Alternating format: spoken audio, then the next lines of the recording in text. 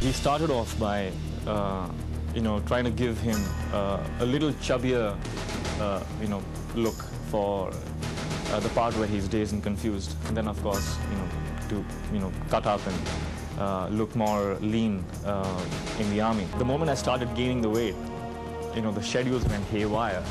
So I started looking chubby in the army scenes, which I was like, so I went on this really,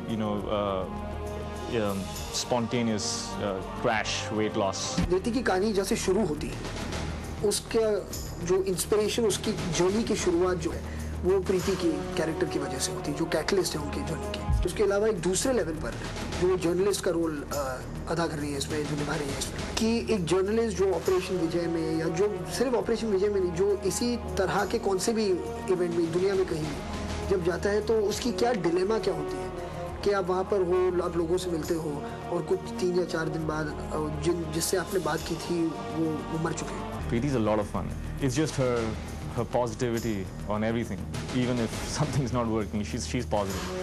So it really helps someone like me who's almost all the time, being a bit negative on everything.